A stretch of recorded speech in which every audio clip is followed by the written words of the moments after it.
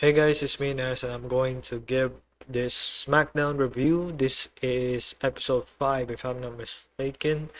And as of now, we're going to discuss well, not really everything from details because this is a 3 hour show, but we're going to at least um, give some preview of what's going to happen, knowing that this is a go home show and we are now prepared for Royal Rumble the next day, or I would say next night, regardless. But let's start first with almost like a 30 minutes of a segment where, first and foremost, the venue and the stage design, everything was so good in the Royal Rumble. Just because it ended in 35 days is one of the nicest stage design that I have ever seen, and they went all out for sure. So that's basically I can give for the stage, and then, you know, this is gonna be wild for the next night. But let's start first with, of course, the I would say the segment that I was talking about almost like 30 minutes. Cody Rhodes starts off. Fans, you know, against Cody when he said that he's gonna declare to win for the third time. So it's not gonna happen for sure, but we'll see. And then Randy Orton interrupted. Everybody was cheering. Everybody singing his theme song. And then they also cheered for Randy when he said that he's gonna throw Cody Rhodes out, knowing that it's his time to win the 15th WWE Championship by winning the Rumble. So this could be his third time if he ever wins, similar to Cody. And then followed by Jey Uso. So he interrupted. Everybody was yeeting twice. And he declares that if he's going to win, basically he's going to become a back-to-back Royal Rumble winner, which that's not gonna happen. Even for Randy, I don't think it's gonna happen. But followed by we get a Sami Zayn interrupted, which this one for Sami, honestly, uh he's going to declare that he's going to win the WWE Championship. He speak his own language, or Arabic language, which is, this is going to be a moment where, yeah, he's gonna have this good moment until he's gonna lose the next time, which is gonna be obvious. And then followed by that, the Vision interrupted. The crowd chant "Shut the F up," which is kind of a bit crazy. Like, all this came out. Of course, they didn't do the zoom shot because, of course, the Vision was already there. But announced it will have an 8-man tag team match. So this is basically, similar to what Teddy Long would do every Friday nights. But still, we got an 8-man tag team match as the main event of the go home show on SmackDown before the Rumble. Not gonna lie, almost 30 minutes of a segment. What the frick, man?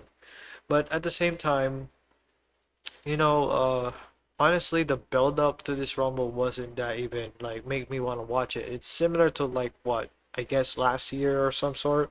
But for some reason, yeah, this is arguably going to be a Rumble where it's gonna be good, bad, who knows. We first start off with a match between Carmelo Hayes versus Ray Phoenix. This is the US Open Challenge. Melo retains, and it was a good match. Honestly, Melo gave it everything he had. And knowing that there's a possibility between these two being part of the Rumble, who knows?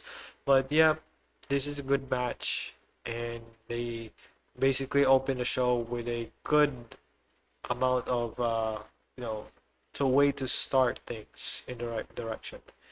Second match, we got Charlotte and Alexa versus the Judgment Day, Liv and Roxanne. And of course, Raquel is in the corner side of the Judgment Day, but Charlotte and Alexa wins the match. It's alright, but we all know with the help of Stephanie Becker to against Raquel, it makes a lot of sense because they're gonna have a match after the Rumble on Raw in Philly. That's what they, said. Kind of a bit sad though because there were reports I think the women's gonna bought their clothing, and what's even crazy is that they're gonna use it for one match. So I don't know if it's benefited, but it is what it is. Next one would be, this one is kind of a bit funny.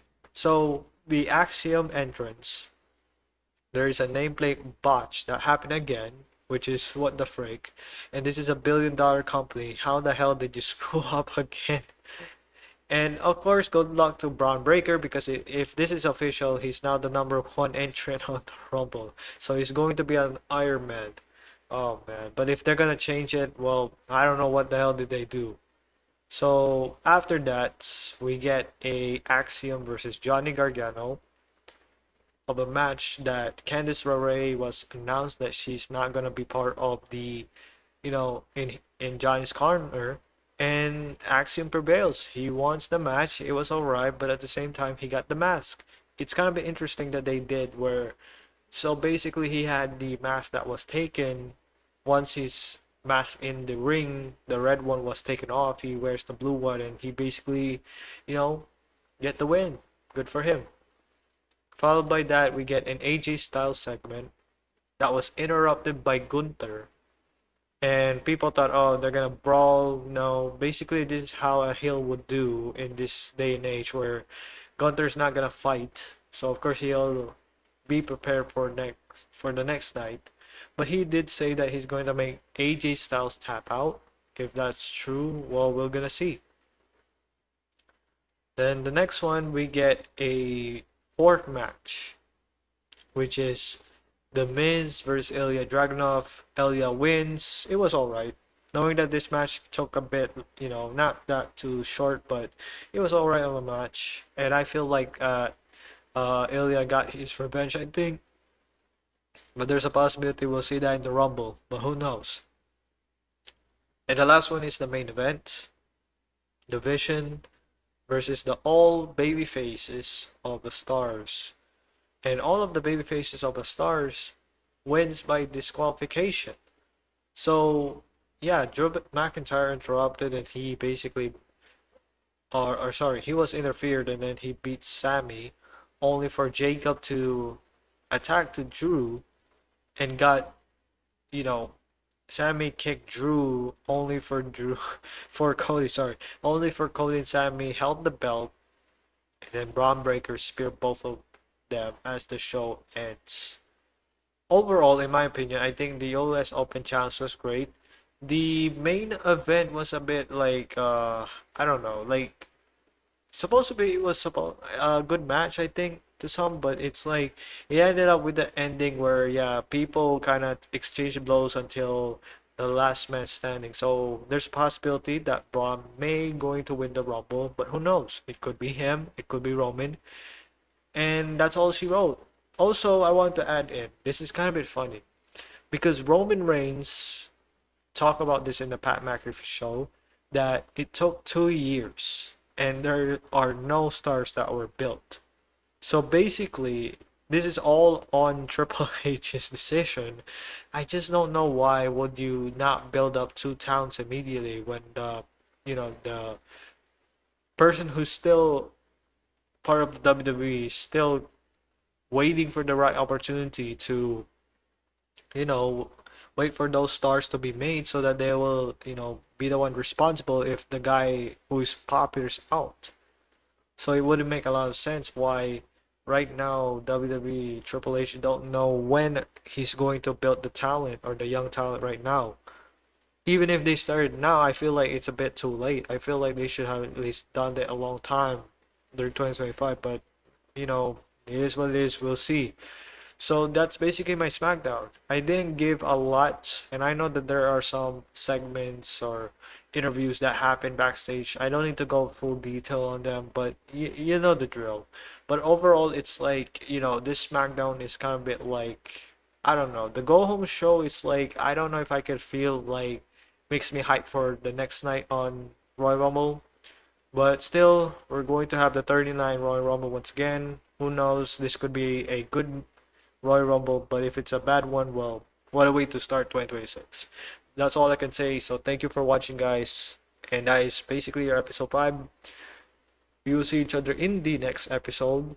episode 6 of SmackDown. But before that, we'll get to the Rumble, Raw, and then NXT. Once again, thank you for watching. We'll see each other in the next episode, guys. Peace.